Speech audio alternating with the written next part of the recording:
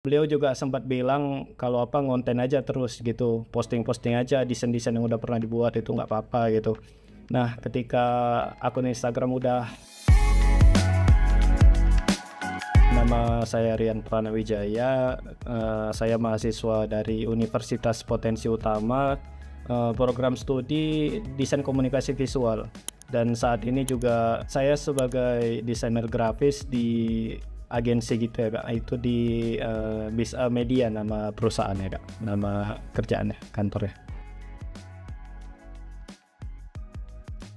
Sebenarnya karena ngelihat hadiahnya juga ya Kak, dari My EduSolve itu ada ngasih sertifikasi ya, ujian sertifikasi Adobe, karena saya juga mau nambah sertifikat itu, jadi ya kayaknya coba ikut kompetisi itu, dan ternyata kemarin bisa jadi karya terbaik juga.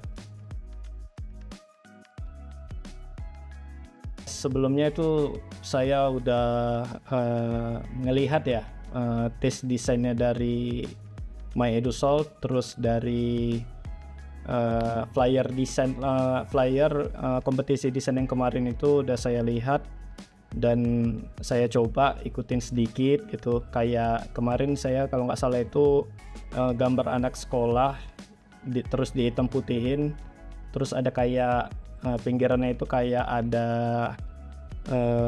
garis putih ya, kayak potongan kertas gitu.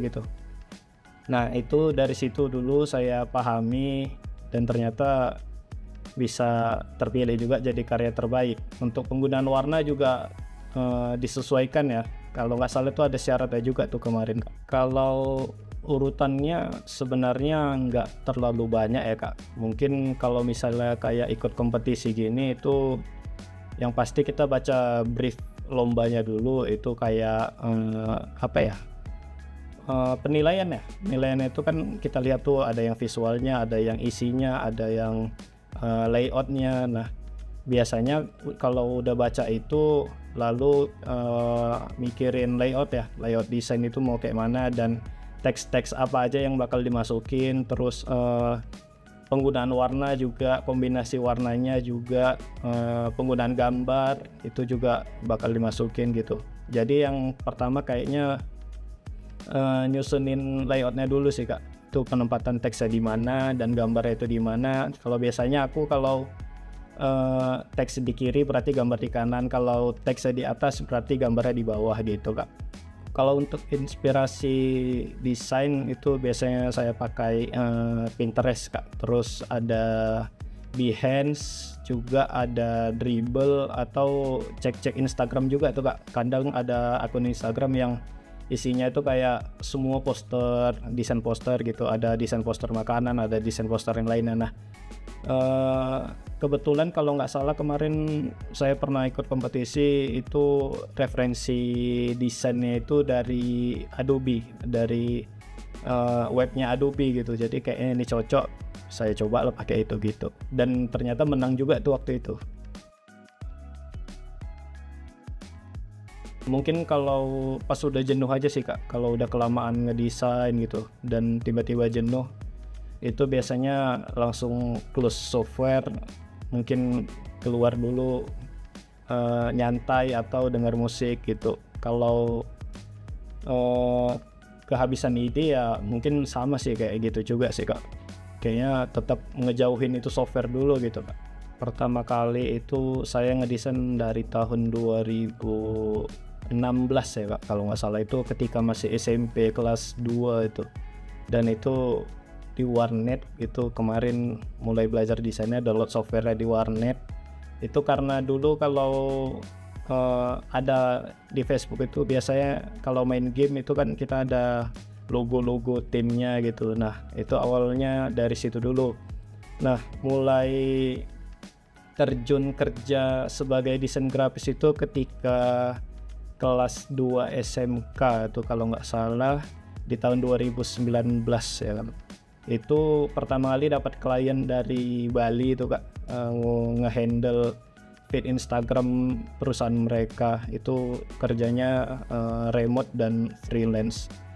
Setelah itu mulai jadi content creator di tahun 2021 itu dengan konten tutorial singkat Adobe Photoshop sampai tahun 2023 tuh kalau nggak salah terakhir. Kalau sekarang udah jarang konten sih Kak. Jadi ya kalau tertarik sama desain visual itu ya karena dari awalnya itu dari desain logo yang pertama kali di tahun 2016 itu Kak.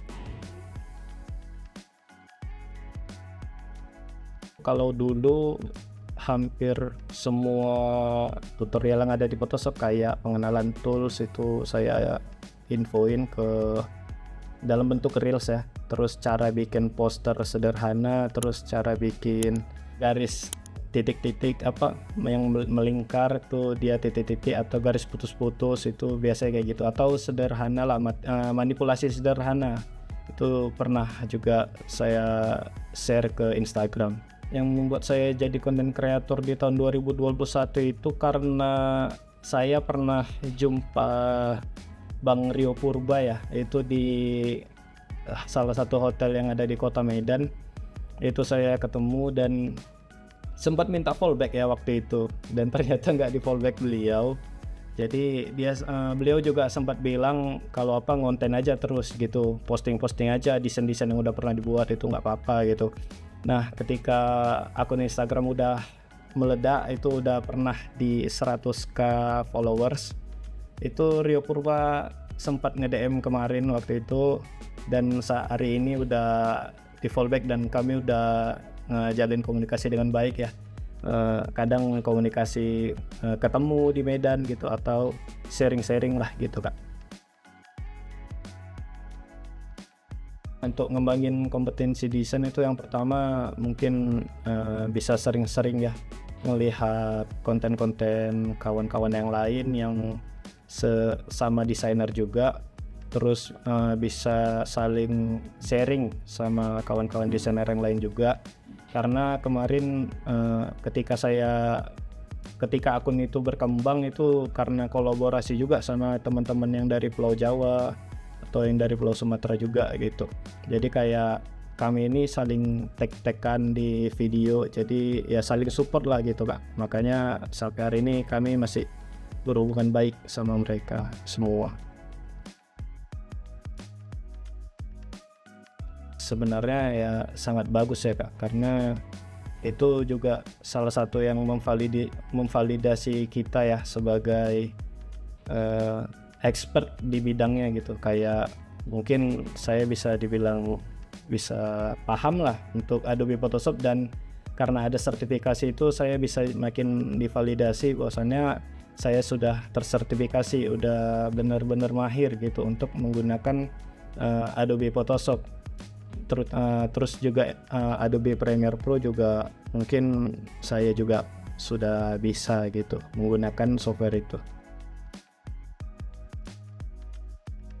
Kalau untuk impact sejauh ini belum ada ya Kak, karena juga saya belum ada coba-coba nih ngelamar pekerjaan keluar gitu. Mungkin kalau untuk impact yang paling kecil mungkin yang validasi itu tadi sih Kak, kayak misal saya diundang sebagai pemateri Adobe Photoshop gitu kan. Nah ketika ada sertifikasi itu tadi, saya makin dipercaya nih sama audiens yang bakalan ikut webinar tersebut atau workshop tersebut gitu. Kayak kemarin saya sempat ngisi materi di Winsu ya, itu ketika saya menampilkan sertifikasi itu masih banyak audiens yang nggak expect gitu bahwasanya saya di usia yang masih 21 tahun ini udah megang sertifikasi itu gitu. Dan kayaknya juga di Indonesia ini nggak begitu banyak ya kalau menurut saya Kak, karena di kawan-kawanan saya aja yang satu kampus gitu ya, itu juga belum tentu mereka punya gitu sertifikasi itu. Dan kayaknya di Indonesia ini juga kayaknya belum melek ke situ Kak, atau gimana Kak? Kayak mereka juga ada sertifikasi apa ya, BNSP ya kalau nggak salah, itu graphic designer, junior graphic designer itu. Alhamdulillah saya juga udah memiliki kalau sertifikasi dari negara. Belajar Adobe Photoshop saya awalnya itu otodidak dari YouTube aja, pure 100% itu dari YouTube awalnya. Terus ketika saya udah punya kelas ya,